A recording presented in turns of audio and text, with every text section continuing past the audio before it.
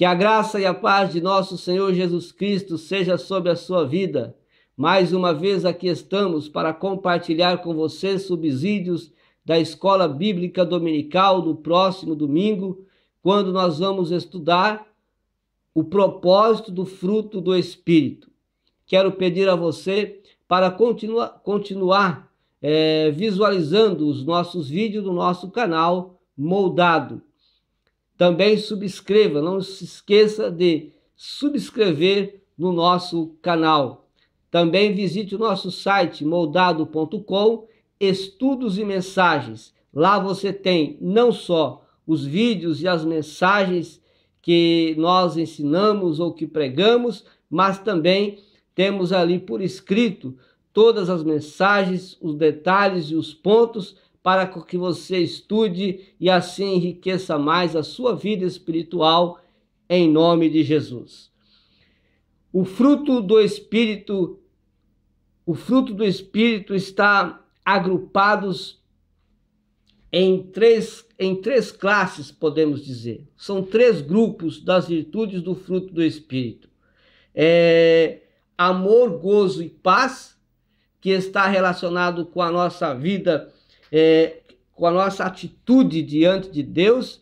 Também bondade, longanimidade e benignidade, que está relacionado com a nossa vida diante dos homens. E também fé, mansidão e temperança, que também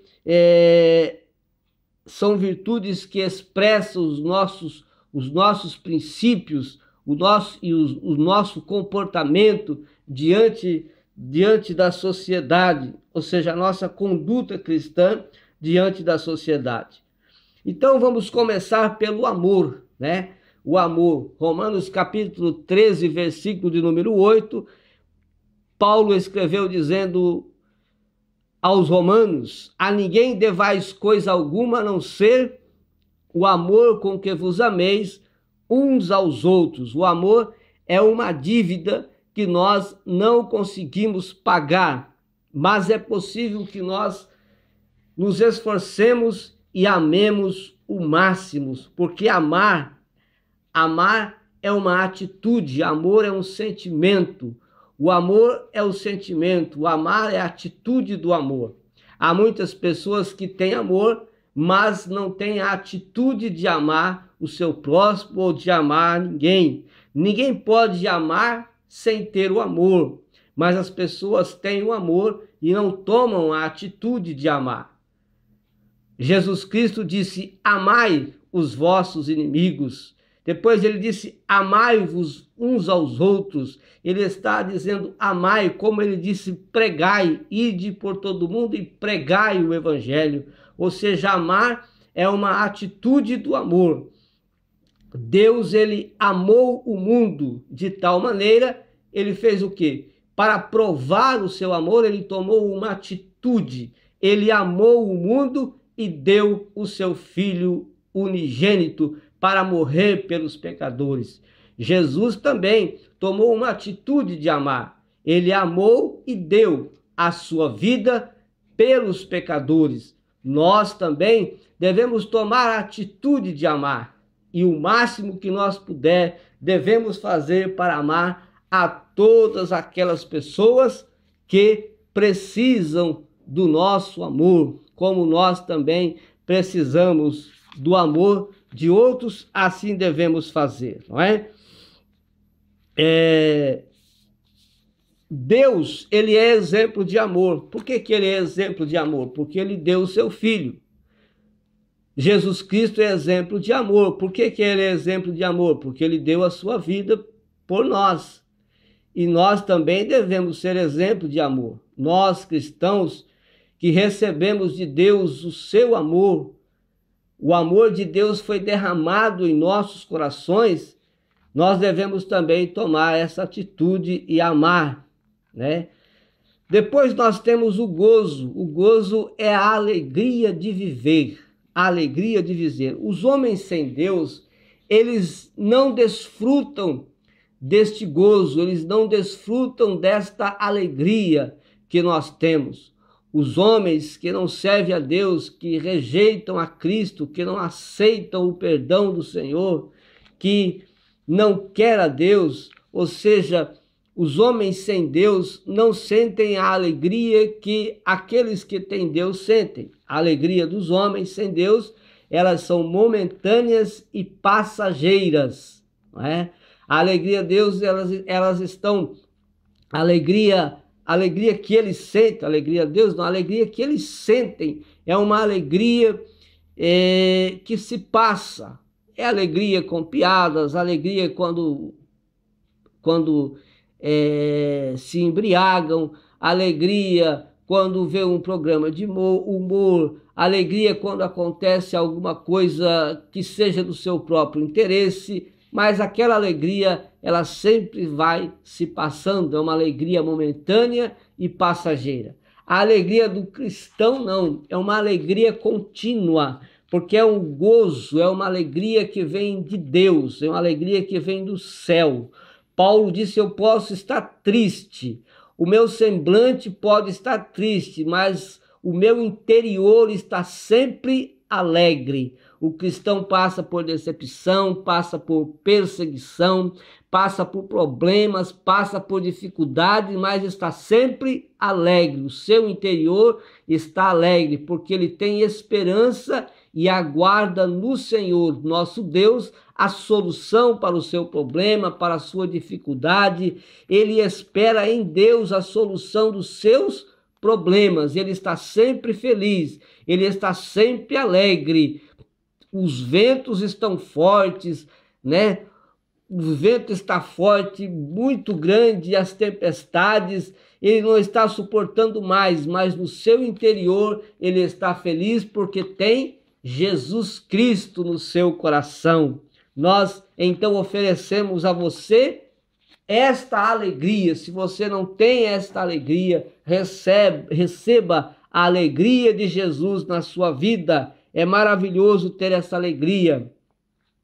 Em Atos capítulo 2, versículo 46, diz que os crentes daquela época, eles perseveravam unânimes todos os dias no templo, partindo o pão em casa e comiam juntos com alegria. Então esta alegria é tão forte que ela é capaz de atrair muitas pessoas a Cristo. Ela atrai, a alegria de Deus atrai as pessoas, porque as pessoas veem-nos sempre felizes, sempre alegres, mesmo com as crises, com os problemas, com as dificuldades que o mundo, que a nação, que a economia, que a política, enfim, mesmo em meio à violência que o mundo atravessa, mas o cristão está sempre feliz. E essa felicidade atrai a outras pessoas. E as outras perguntam: por que você está tão feliz? Por que você está tão alegre? Qual o motivo de você estar tão feliz? Então você poderá dizer: Jesus está no meu coração. Eu estou feliz porque o gozo do céu, a alegria do Senhor está sempre na minha vida. Aí as alegrias também são muitas. Por exemplo, tem a alegria do Evangelho. A alegria do Evangelho, quando o homem recebe Cristo na sua vida, ele recebe este gozo, ele recebe esta alegria, a alegria das novas de paz, a alegria das novas de alegria, das novas de salvação, a alegria do perdão, a alegria de encontrar uma família que o acolha e possa aconselhar e dizer: olha, aqui nós somos uma família alegre, porque Jesus está em nosso meio. A alegria de trabalhar para o Senhor. Quantos trabalham para o Senhor alegres, felizes, mesmo enfrentando dificuldades, às vezes cansado do trabalho, mas vão à casa do Senhor prestar o seu trabalho a Deus, fazer alguma coisa para o Senhor. Enfim, a alegria de trabalhar para Deus, de evangelizar, de pregar o evangelho, de limpar o chão da igreja. Enfim, a alegria de prestar algum trabalho para Deus. É importante, porque esta alegria não vem do homem, esta alegria de trabalhar para o Senhor, ela vem do céu, ela vem para a nossa vida. Aleluias! Paulo regozija-se na firmeza dos cristãos em Colosso, com o progresso dos cristãos em Tessalônica. João se alegra quando seus filhos andam na verdade. Ele disse, não tem maior alegria do que essa, ele diz, a de ouvir que meus filhos andam na verdade. Nunca devemos nos esquecer, né? Que a pregação cristã, ela leva alegria aos pecadores, aos homens que não têm alegria. 1 Coríntios capítulo 15, versículo 58 diz, o apóstolo Paulo disse à igreja de Corinto, portanto, meus amados irmãos, sede firmes e constantes, sempre abundantes na obra do Senhor, sabendo que o vosso trabalho não é em vão no Senhor. Então vamos continuar trabalhando com alegria para o Senhor. A paz. João capítulo 14, versículo de número 27. Antes de Jesus subir aos céus, ele disse, deixo-vos a paz, a minha paz eu vos dou, não vou lá dou como o mundo a dá. Por quê? Porque o mundo não tem paz para oferecer para o homem. Hoje nós observamos o quê? A preocupação demasiada com as coisas desse mundo, o desespero, o homem está desesperado em proporcionar para ele um futuro melhor, e para ter um futuro melhor, ele coloca o seu alvo nas coisas materiais, ele não tem segurança porque não tem paz, não tem segurança em Deus, e o homem vive andando em um caminho inseguro, um caminho que o seu coração está sempre sem paz, e esta paz, ela é oferecida apenas por Jesus. Vemos que os homens se reúnem, os homens fazem passeatas, fazem carreatas, fazem debates, reuniões importantes, reuniões de alto nível, como as reuniões que são feitas na ONU, as reuniões médias, as reuniões mais simples, tudo debatendo sobre a paz, como nós vamos alcançar a paz. Mas o cristão verdadeiro não tem estudo nenhum, às vezes não estudou nada, mas ele sabe, ele conhece e ele poderia até dar um conselho a essa gente mais formada, de alto nível, e dizer, vocês debatem sobre a paz, se reúnem para falar sobre a paz, mas a verdadeira paz só se encontra em Jesus. Quando o homem recebe Jesus Cristo na sua vida, ele encontra a verdadeira paz. É a paz que vem do céu, a paz que vem do Senhor. O salmista, no Salmo 34, versículo 14, ele diz, aparta-te do mal e faze o bem, procure a paz e siga. A paz é Cristo. O homem que tem Cristo na sua vida, ele tem paz para o seu coração, para a sua vida. Paz é a palavra certa entre o relacionamento certo também entre o homem e Deus. Jeremias diz que Deus tem pensamentos de paz com os homens. Jeremias 29, 11. Ele diz, porque eu bem sei os pensamentos que tenho a vosso respeito, diz o Senhor, pensamentos de paz e não de mal, para vos dar o fim que esperais. No Novo Testamento nós também encontramos as origens da paz. A paz tem origem na fé. Se acreditamos que Jesus Cristo é o Filho de Deus e que ele disse de Deus é verdade, teremos paz porque teremos fé em Jesus Cristo. Então, quer ter paz? Tenha fé em Cristo e a paz crescerá na sua vida. O Deus de esperança vos encha de todo gozo, Romanos 15, 13, e paz em crença, para que abundeis em esperança pela virtude do Espírito Santo. A paz é muito mais que uma coisa que Deus dá, né? Ela é muito mais do que uma coisa que Deus dá, do que algo que o homem cria. O homem pode criar momentos de paz, mas Deus, ele dá a paz para todo homem, para que continuamente ele a tenha na sua vida. A paz também é um dom de Jesus Cristo, é um dom de Deus, a paz. Isaías 9:6, nós vemos a paz revelada em Jesus Cristo, quando Isaías diz que Jesus, ele é o príncipe da paz. Também Lucas 2:14, paz na terra. Quando Jesus nasceu, ele disse, Lucas escreveu, paz na terra, ou o que disse os anjos, né? Paz na terra, boa vontade para com os homens. Então, é porque Jesus Cristo havia chegado. A paz é um relacionamento certo em todas as esferas da vida. A paz entre os crentes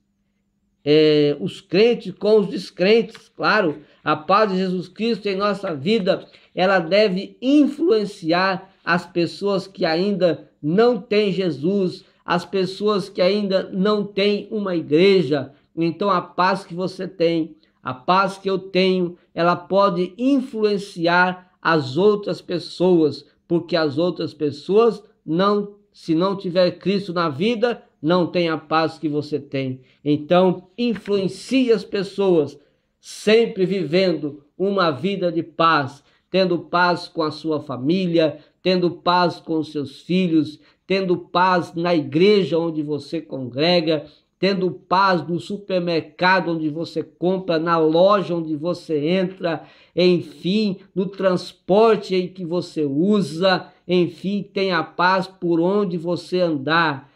Transmita paz, deixa chover paz na sua vida, para que as pessoas sejam atraídas pela paz de Cristo que há verdadeiramente no seu coração.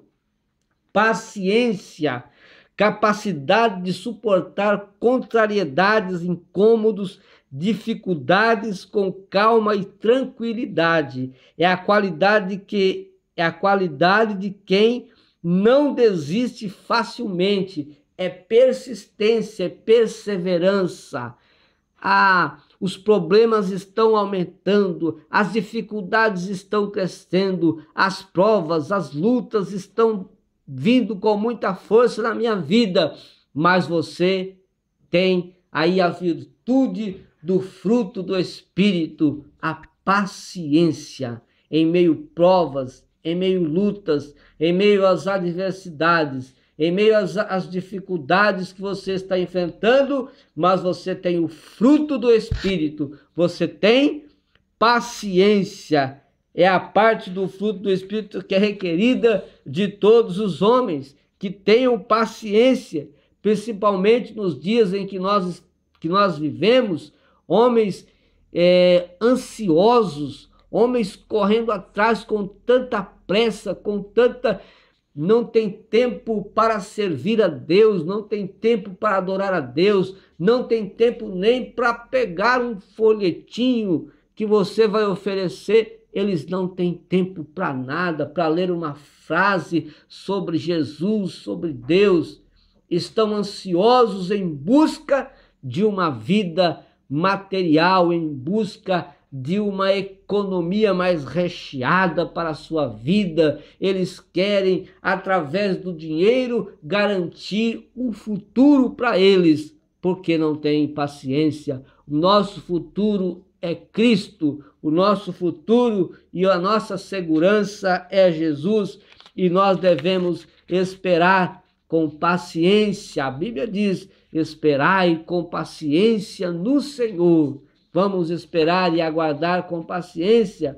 O apóstolo Paulo, quando falou do arrebatamento da igreja, ele também falou que nós deveríamos esperar um poucochinho de tempo. O escritor aos Hebreus diz, esperai um poucochinho de tempo, e o que há de vir virá e não tardará. Vem sempre no momento certo, no tempo certo. Veja que o povo de Moisés foi paciente até quase chegar na terra prometida. Ele foi paciente até quase chegar na terra prometida. Mas não chegou, ele apenas pôde olhar de longe a terra prometida. Ele liderava milhares de pessoas, não é? Então, as pessoas viam viam Moisés como exemplo de paciência, mas não uma só vez ele foi impaciente nessa jornada, né? Muitas vezes ele foi impaciente. Então pode-se dizer que ele perdeu de entrar na terra prometida por falta de paciência, né? Nós vemos também outros homens, como vemos o exemplo de Jó, né? Dizem que Jó foi paciente e até consideramos sua paciência, né, por causa que ele perdeu consideramos a sua paciência devido a alguns casos que aconteceu com Jó. Ele perdeu a família, perdeu os bens, perdeu até a moral, perdeu o crédito da sociedade, perdeu amigos, enfim, ele teve várias perdas, mas ele pôde dizer: o meu Redentor vive, e vai chegar um tempo que eu vou ser livre de tudo que eu estou vivendo. Jó teve paciência, ele venceu todos os problemas, todas as lutas, todas as provações, venceu a doença que se apegou no seu corpo físico, mas ele aguardou com muita paciência. Mas ele teve momentos de impaciência, né? Se nós lemos muitas vezes, vemos ali Jó impaciente com muitas coisas, mas é assim, é o do homem. Esaú foi impaciente e perdeu a primogenitura. José foi paciente até governar o Egito. Ana também foi paciente até receber o milagre. Saul foi impaciente quando ofereceu o holocausto que não deveria oferecer. Enfim, muitos outros homens. Uns foram pacientes, outros foram impacientes. Enfim, você é paciente ou você é impaciente, né? Então nós devemos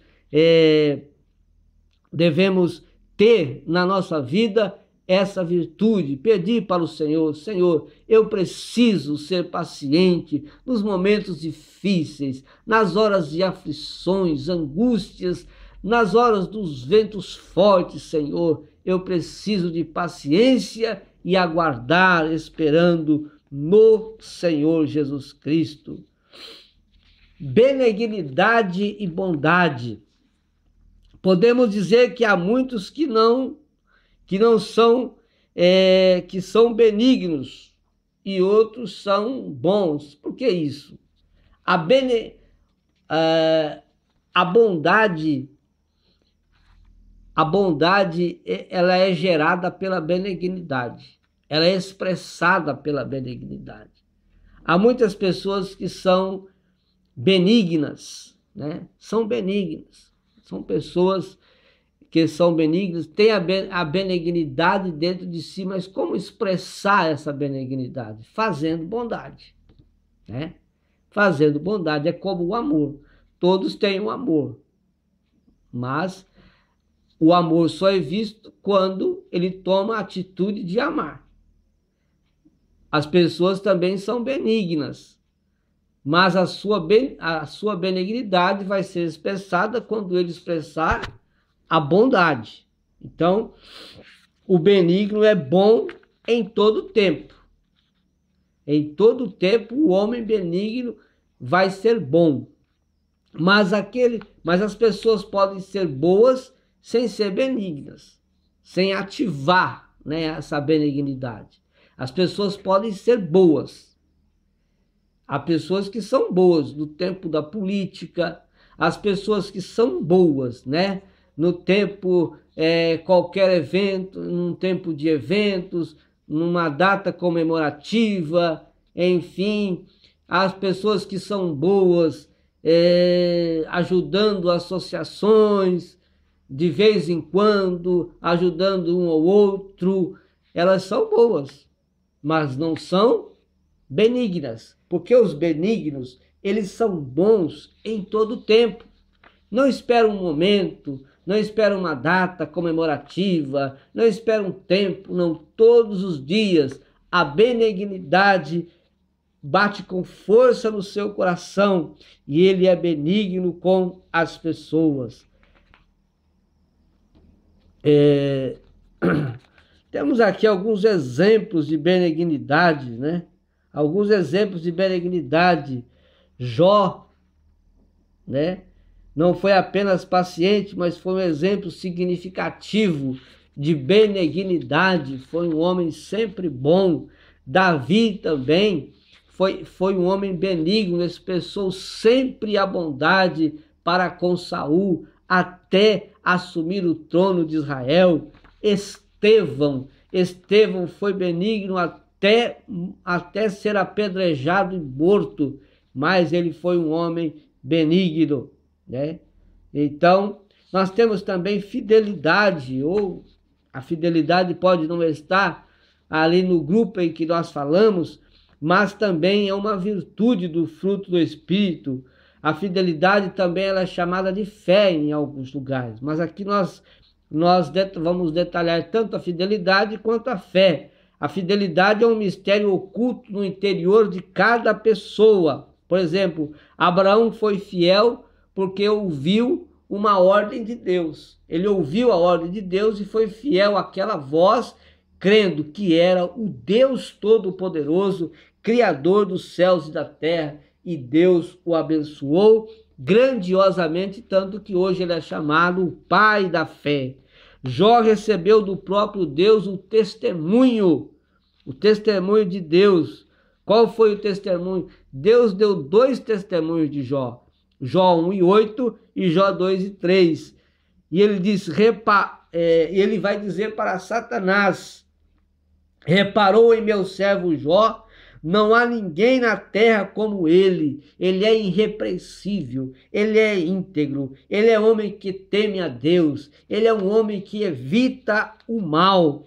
Então, quem é fiel e irrepreensível é alguém que não se pode, o irrepreensível é alguém que não se pode repreender, né? Então, Jó é íntegro, é aquele que tem um comportamento exemplar. O íntegro é aquele que tem um comportamento exemplar, e Jó tinha seu comportamento exemplar. Era irrepreensível porque ninguém poderia o repreender, porque ele obedecia, não tinha atitudes de desobediência durante a sua vida. Ele temia a Deus, ou seja, ele respeitava a Deus, ele honrava a Deus, ele reverenciava a Deus, e ele era então um homem fiel. Noé também foi um homem fiel, ouviu a voz de Deus em meio tanta marginalidade, em meio tantos homens corruptos, em meio tanta gente cometendo tantos pecados abomináveis contra Deus. Lá estava Noé, né? Sendo um homem fiel a Deus, e ele ouviu a voz de Deus e teve fé, construiu a arca. Durante um grande tempo ele fez a arca, e provavelmente Noé dizia às pessoas que quem entrasse naquela arca, quando viesse o dilúvio, seria salvo. Mas as pessoas não acreditaram, somente a família de Noé e alguns animais que entraram na arca se salvaram, mas devido à fidelidade de Noé em ouvir a voz de Deus. Então precisamos ouvir a voz de Deus, crer que é Deus que está falando conosco através da sua palavra, pela boca do pastor, pela boca daquele que está pregando. Quando nós estamos fazendo a leitura da palavra e Deus fala aos nossos corações, devemos acreditar: Deus está falando comigo, e obedecer, então honrar a Deus e fazer conforme Ele está pedindo para que nós fazemos. Aí nós temos a fé. A fé cristã implica em crer na Bíblia Sagrada, em crer na palavra de Deus, né? Crer na Bíblia, crer na palavra de Deus é ter fé. Só aqueles que creem na Bíblia e obedecem o que está escrito têm fé na sua palavra. Uma das frases sobre o tema afirma que a fé é o firme fundamento das coisas que se esperam e a prova das coisas que não se veem. Isso é ter fé. Mas nós temos alguns inimigos da fé. Temos os inimigos da fé. Mas quero falar de Paulo. Paulo diz que pela graça sois salvo por meio da fé. Tiago também falou sobre a fé. Ele diz que não há como medir a fé, mas podemos ver a fé de alguém através de suas obras. E Tiago falou sobre isso.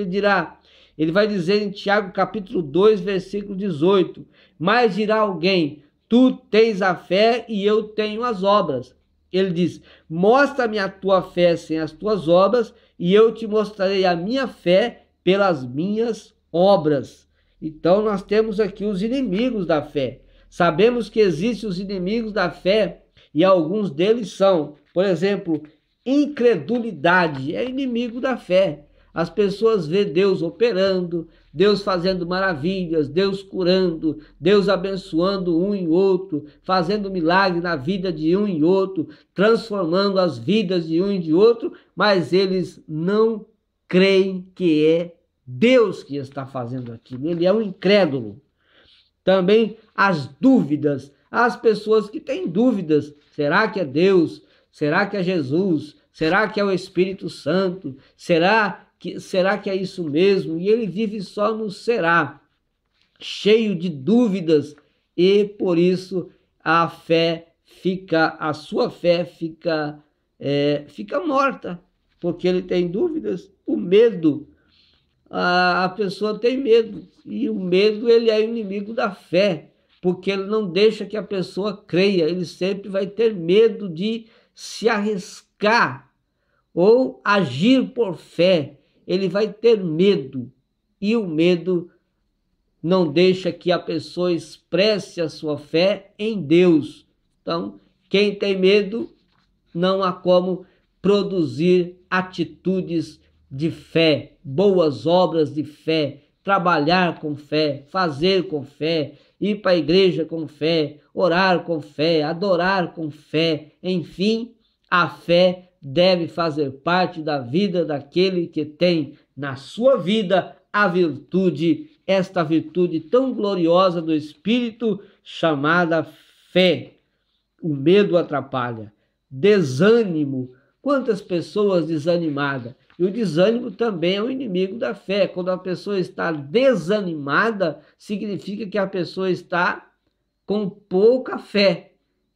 A sua fé precisa de ser mais reavivada, precisa de crescer na sua vida, e ele precisa de mais sair do desânimo e ir em busca desta fé em Jesus Cristo, Senhor, ter fé na palavra de Deus, deixar o desânimo e criar ânimo. Josué ficou desanimado depois que Moisés morreu, mas Deus apareceu para ele e disse, Josué, tenha ânimo, tenha ânimo. E Josué ouviu a voz de Deus, se levantou animado para continuar trabalhando com o povo de Israel. Confusão. A confusão é uma ferramenta, a ferramenta que o diabo está usando em nossos dias, confundindo as pessoas com religiões, seitas, né? Confundindo as pessoas, milagres, será que é milagre? Será que não é? Será que aquele pastor é pastor ou ele mesmo não é? Ele é verdadeiro ou não? É fiel ou não? Ele serve a Deus ou não? Enfim, há tantas coisas acontecendo nos nossos dias, principalmente no pentecostalismo, e enfim, mas também em outros, em outras igrejas, em outras religiões, tantas coisas acontecendo, as pessoas confundindo religiões com atitudes terroristas, enfim, enchendo as pessoas de confusões, e as pessoas, então, por isso, não têm fé. Então, a confusão é a ferramenta que o diabo está usando hoje para tirar ou para não deixar que as pessoas tenham fé na palavra de Deus. Mas quem está em Cristo, quem ouviu verdadeiramente a voz do Senhor, quem entrega a sua vida para Deus, abre o seu coração para a palavra do Senhor, ele vai ter sempre fé no Senhor e não vai deixar que a confusão, que o desânimo, que o medo, não vai deixar que a incredulidade, que as dúvidas arranquem a sua fé ou não deixe que ele tenha fé, mas ele vai estar firmado no Senhor, ele vai estar com a sua vida na videira verdadeira. Jesus disse: eu sou a videira verdadeira, e aquele que está em mim, se esse galho dessa videira estiver em mim, dá muito fruto. Então vamos crer em Jesus Cristo, que ele é a videira, e permanecer firme no Senhor. Não fique em dúvida, não seja incrédulo, não deixe que a confusão tire a sua salvação, não deixe o desânimo tomar conta de você. Busque o Senhor e ele te dará uma vida de conforto e de paz. Mansidão. O que é ser manso? Mansidão é aquele que mantém a calma, paciência, respeito, mesmo em situações irritantes. É o manso, né? É o manso. A pessoa mansa age com sensatez, não se deixando pecar quando fica irado. A mansidão impede a violência e o desrespeito. Quem é manso pode acalmar uma situação muito tensa, falando com sabedoria, não com amargura. Jesus era manso e a mansidão é um dos frutos. A mansidão é uma virtude do fruto do Espírito, né? A mansidão vem da submissão e confiança em Deus. Então, ser manso é aquela pessoa tranquila, né? Que espera realmente no Senhor. Não deu certo, é porque Deus está agindo. Vamos esperar e no momento certo Deus vai abençoar. É aquela pessoa que passa para os outros também a tranquilidade, que passa para os outros também a paciência. Espere no Senhor, aguarde no Senhor. Isso tudo aconteceu, é porque o Senhor quer que isso aconteça. Vamos esperar, vamos respeitar o que Deus está fazendo na minha vida ou na sua vida. Ser manso é ser assim, é uma virtude gloriosa do Espírito. Colossenses 3:12, Paulo escreveu dizendo: revesti-vos, pois, como eleitos de Deus, santos e amados, de entranhas de misericórdia, de benignidade, humildade, mansidão e longanimidade. Então, como povo escolhido de Deus, devemos nos revestir de mansidão para darmos o quê? Darmos testemunho de Cristo na nossa vida. 1 Timóteo 6, 10 e 11. Porque o amor ao dinheiro é a raiz de toda espécie de males, e nessa cobiça alguns se desviaram da fé e se traspassaram a si mesmos com muitas dores. Mas tu, homem de Deus, foge dessas coisas, segue a justiça, a piedade, a fé, o amor, a paciência e a mansidão. Então, o amor e o dinheiro é a raiz de toda espécie de males. A pessoa mansa sabe como agir, sabe como fazer. Devemos fugir desta cobiça, fugir da cobiça, fugir do amor ao dinheiro, né?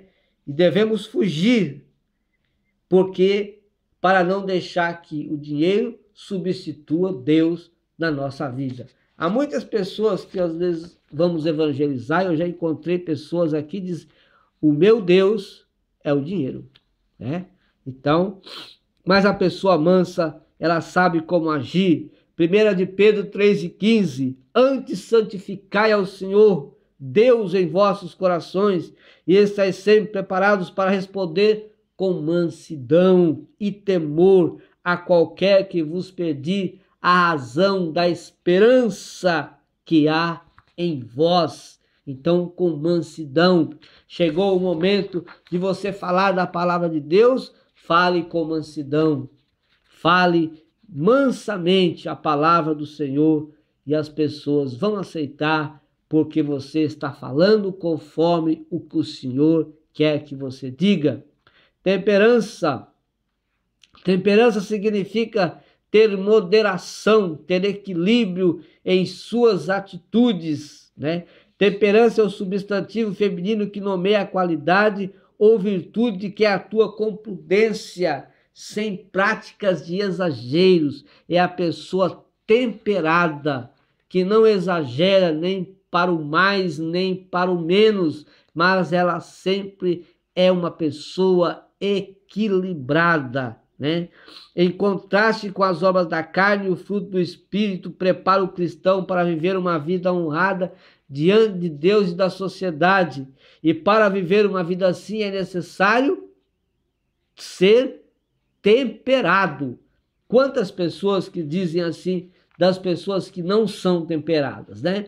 Mas que pessoa difícil de conversar com ela, que pessoa difícil de se comunicar, ou ela é muito exagerada, ou ela não faz nada. Então temos que buscar ter essa virtude do fruto do Espírito na nossa vida, que se chama temperança. Sem dúvida é o controle, né? É controlar a nossa vida. Quem tem temperança consegue controlar a sua carne, consegue controlar a sua vida espiritual.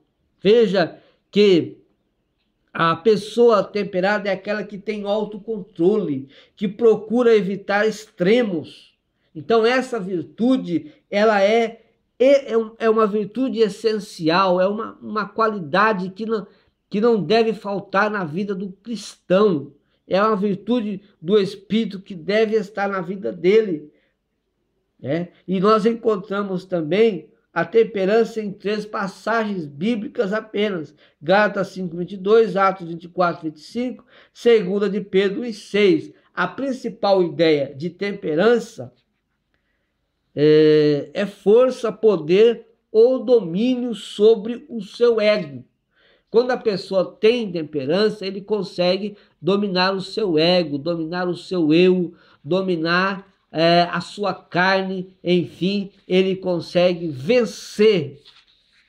vencer a sua carne, porque ele é uma pessoa temperada, em nome do Senhor Jesus.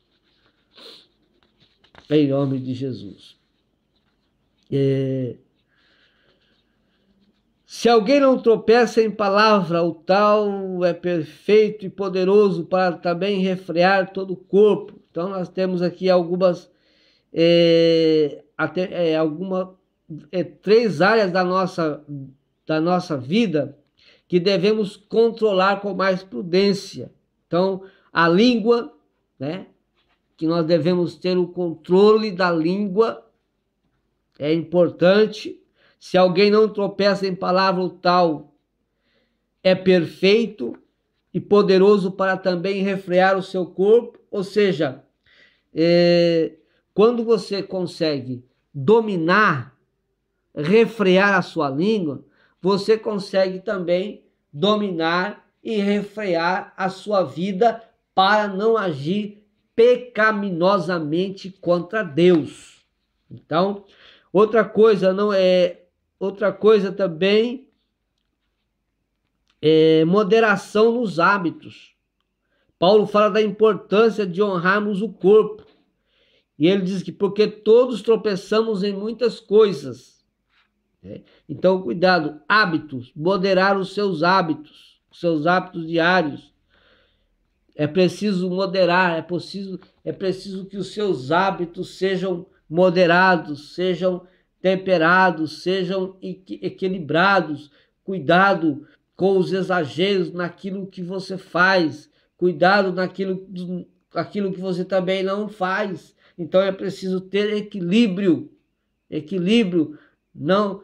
E o equilíbrio é, como eu já disse, o exagero de menos ou o exagero de mais, né? Ou a pessoa não faz, ou a pessoa faz muito, ou não faz nada, ou faz demais. Então, não é assim, precisamos ter equilíbrio. Outra coisa também é o controle da mente. O controle da mente. Você deve controlar a sua mente. Controlar a sua mente, principalmente naquilo que você vê, naquilo que você ouve, naquilo que você vê, naquilo que você lê e naquilo que você ouve. Ver, ouvir e ler. Controlar o que você lê, controlar o que você ouve e controlar o que você vê. Então, é preciso equilíbrio nessas três áreas da vida. Se deixarmos nossa mente ser invadida por imagens que desagradam a Deus, leituras que não agradam a Deus, e também audições, ouvir aquilo que também não agrada ao Senhor, a sua mente vai se rechear de coisas que desagradam a Deus e você vai acabar perdendo a salvação da sua alma, porque você não foi prudente, porque você não foi, você não teve equilíbrio para controlar a mente, para controlar este lugar que consegue, né, que através dele você consegue ser um bom cristão, mas também ser um mau cristão, se você não cuidar do cérebro, o que você está depositando na sua vida, na sua mente, né? Então, é importante o propósito do fruto do Espírito. Qual que é o propósito do fruto do Espírito?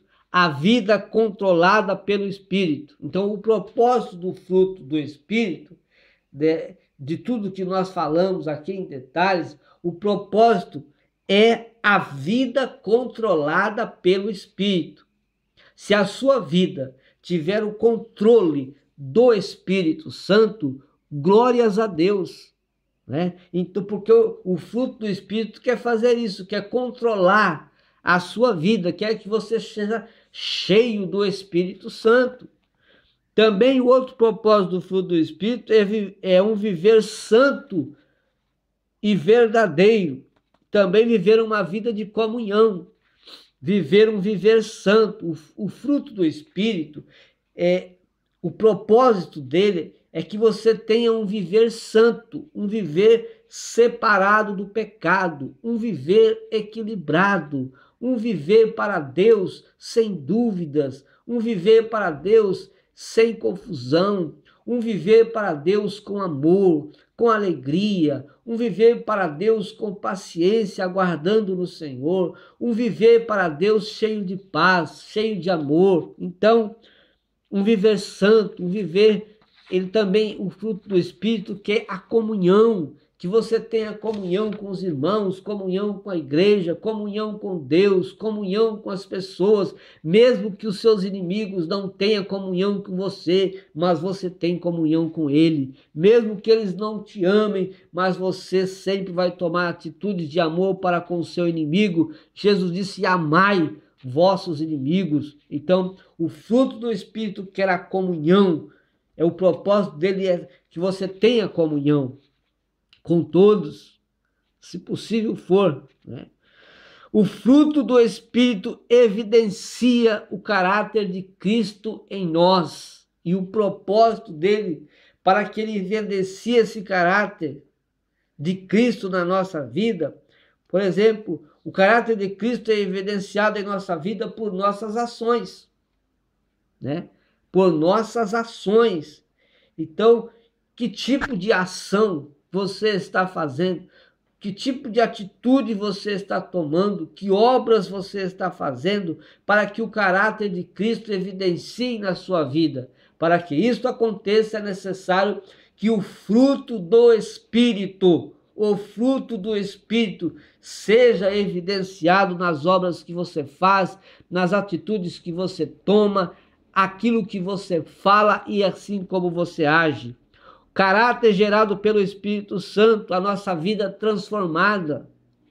Quando nós temos a nossa vida transformada pelo Espírito Santo, o Espírito Santo gera em nós este caráter, o caráter de Cristo.